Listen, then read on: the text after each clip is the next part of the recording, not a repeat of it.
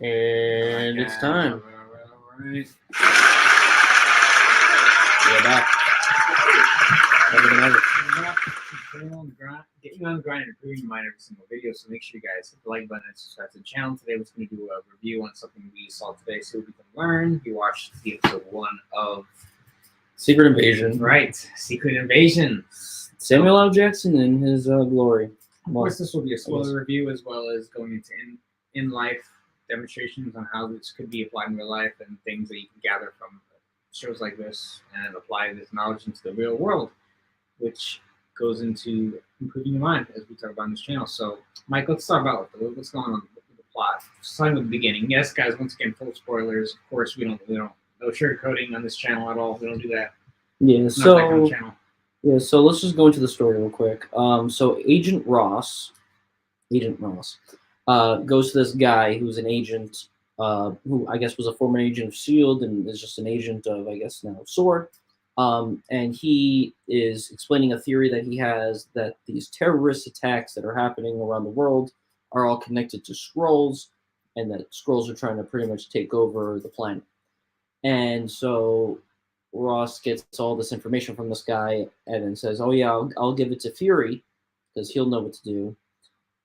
And this guy pretty much snaps, and because he believes that Ross is actually a Skrull and tries to kill him, but Ross kills him, and then he leaves. And so then Ross is followed across, and I think this is all happening in Russia. So he gets followed and pretty much gets he jumps off a building, almost dies.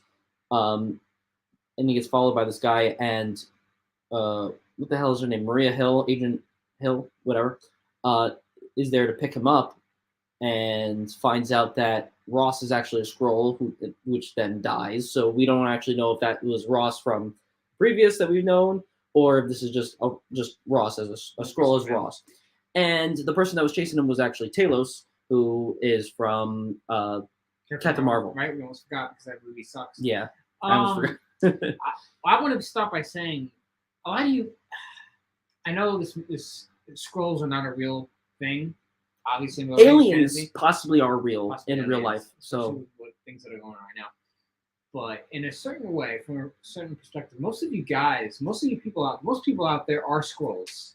You guys are the Skrulls. You're fake shapeshifters. You're not real to people you know. You hide things. You deceive people. You fuck your guys' girls behind their back.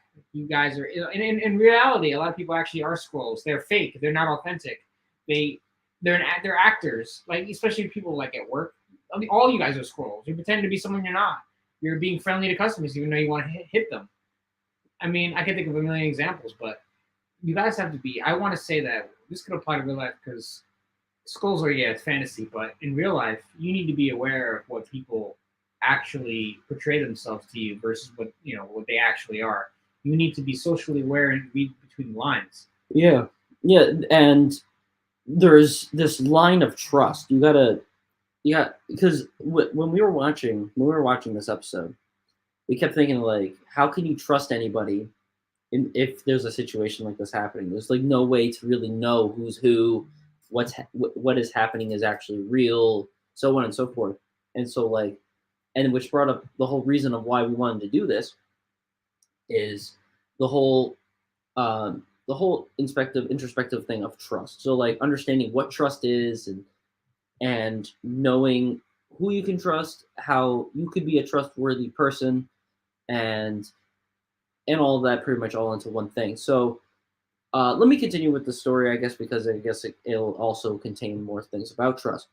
And so Maria Hill calls in Fury. So Fury comes down from space, and they're together, and they're with Talos, and Talos's wife is dead, which killed off screen. Great, this was great.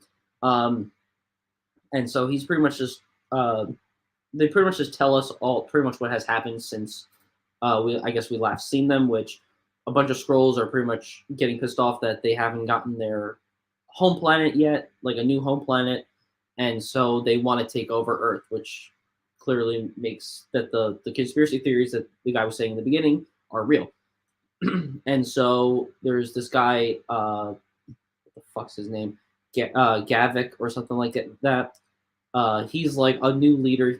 Talos was kicked out of the Skrull Council, and this guy Gavik pretty much took his place, and now is leading a bunch of the Skrulls into pretty much making the world superpowers fight each other to blow up the Earth, pretty much, and in the wake give Skrulls a place to live.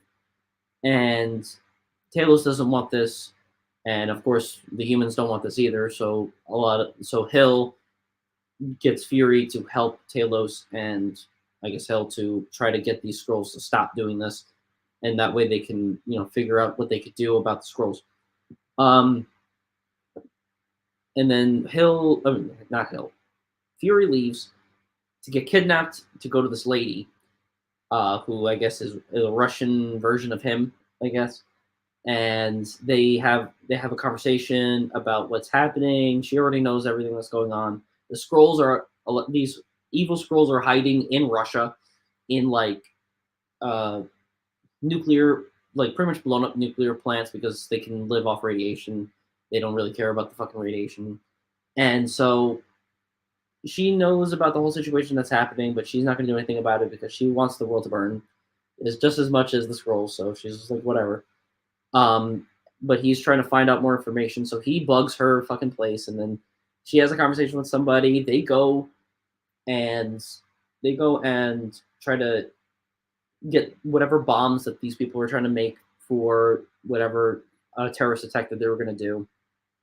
And then we find out that Talos' daughter, who had run away, is now actually part of that Skrull group, and so she's on the wrong side, but still loves her dad and stuff, but like can't be there. And then she finds out that her mom's dead because of the group that she's with, and so she's all mentally fucked up.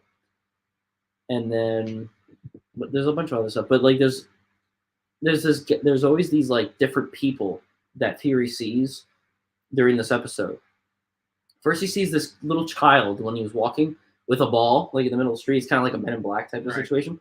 And then he sees these two people making out as well, and the chick is like watching him, like after they stop making out, like she sees him, and then there's the guy at the Russian guy at the bar, that tells him that he ain't shit, and then there's one other person I can't remember, but this all will come back at the end. I promise. And so after all that happens, they try to conduct a plan to stop the terrorist attack that's going to happen in Russia. That's going to pretty much pose a nuclear war between Russia and America. And so they go out and they try to stop this. It's Fury, Hill, and Talos. And so Talos' daughter the night before comes to Talos and tells Talos like what the plan is, what their plan is, and she's going to mark like where the bombs are with infrared like spray or something. So like they use infrared to find those bags. But when they do the mission and they try to get the bags actually were just a decoy for the actual bombs, and so they were misled. Can't trust. And Fury sees the little girl again, and then also sees the chick and the Russian guy, and then sees the villain. And the villain pretty much blows up the fucking place and kills a whole bunch of people. Yeah. And people do die. Yeah, people do die. And this last person, which I'm about to tell you right now. So after all the explosions and stuff, Maria Hill finds Fury, and then you realize that it's not Fury and kills her.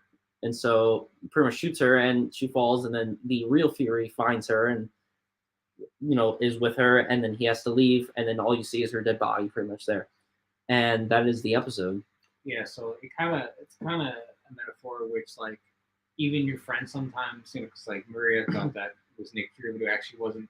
You can apply that to real life because there are some people that you may think are your friends and that you may think it's them, but you may not know that they actually have secret ulterior motives. Now that can be applied in real life, obviously not in the fantasy like in the show, but in real life, there's a lot of people that actually are plotting against you. And you don't even know it. You have to be careful of certain people around you and the actions they hold and the thoughts they hold, and they could be used against you, especially in the, like, let's say the workplace. Someone trying to get a promotion that you're trying to get to, they'll pretend to be your friends, but they use dirty tactics to try to get the money instead. Or like in regular day-to-day life, you have a friend that's trying to get at your girl, but he's being sneaky, he's pretending like he's your friend, but he actually trying to slide in the pussy, and then he tries, and then hopefully she rejects him. Hopefully, there's a lot. You have to, even your friends can go against your back. So you guys always have to be aware of who's really in your circle, and who's really who they say they is, because a lot of people are very inauthentic in real life, and you have to be very socially aware to find filter out. Well, you can do that by analyzing their behaviors and seeing, and make Vetting sure them. that vetting them properly through time, and also make sure that they're a person of their word. If they promise they're going to do something, they actually do it. Are they actually honest with you? Are they forthcoming? Are they real with you? In a healthy way. You have to. These are all things that you can do to make sure people around you are actually on your side, instead of using you for something, trying to take advantage of you, or planning to betray you. Yeah. Which throughout history has happened many times. Oh yeah. Leaders and friendships and family. Exactly, and what sucks is that sometimes you won't know that, you won't know until it's too late.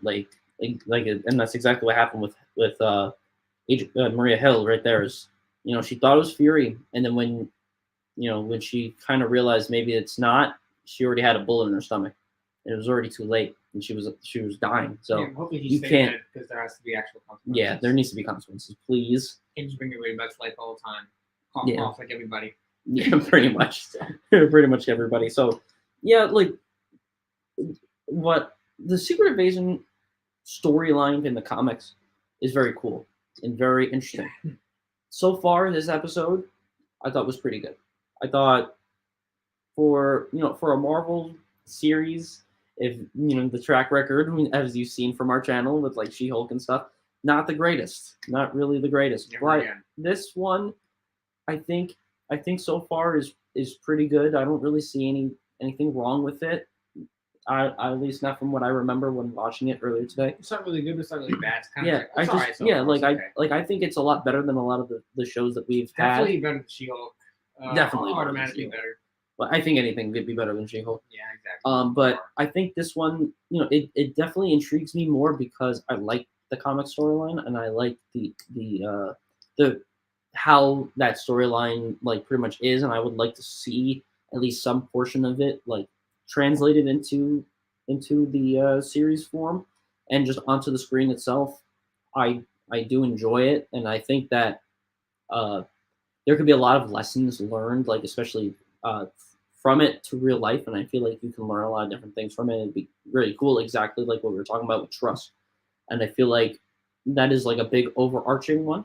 It's just a big umbrella theme overall for Secret Invasion. I'm sure you're not going to lose who's who, and the tension's going to be real. So I think there's at least a little more at stake here. There's a little more things that could do with the show. Hopefully, I would wish that like a lot of like the heroes would actually be part of it. I know this is a mostly Nick Fury based show. Like it's just mostly starring Nick Fury. It's not really it's not really going to have any of the other heroes really in it. Like I know Rhodey was in this episode for a couple minutes, and he's going to probably be in a different episode at some point. I just don't know which one, and I don't know for how long. But it'd be. I feel like it'd be better to see them all, at least not all of them, but some of them in the story, and to play a part. Because this series I think is only like 6 episodes, and that's really not a lot of time. Like this episode was 50, like almost an hour. But who knows how long all the other episodes are? Who knows what content is even going to be in the episodes? Because granted, we're doing this for the day of the series premiere, and there's still 5 more episodes to go. We don't know where it's going. Yeah. Don't know where it will go. Don't know where it ends. But I'm hoping that it will do something that not only can entertain and be actually really good, but it can also be something that people can learn from, like exactly what we're talking about here. Exactly. I'd probably give it like a 6 out of 10. It wasn't anything crazy, but it was like, it was a little tiny bit above average. So it'd be a 5. So I think 6 out of 10. It's better than other stuff. Definitely. Just remember, most movies and shows are not good anymore because they steal things from older movies and they're not original, and just feminism and all the kind of crap they do to movies these days is just kind of boring. So definitely above average. It's all right. It's there. It exists, but it exists a lot better than a lot of other ones. Exactly. At least it holds its foot in the It hol- sand for a second. Yeah, it holds a foot in the sand, definitely. What would you rate out of 10? Me, Yeah. I probably do a 6 or 7. So Yeah. I'll just do 6.5, whatever. Deal with it. Deal with the have. I don't care. Yeah. I think it was a good start. I think it's a good start. I think it's a lot better than a lot of the other shows. I'm hoping that it stays.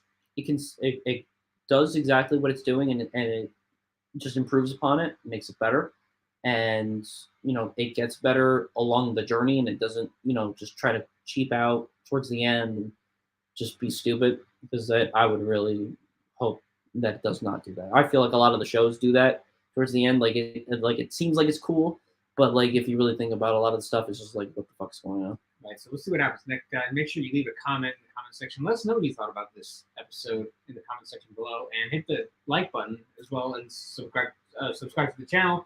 And if you want to donate to the channel, donate to the Cash App link in the description below. And we're going to see you guys in the next video.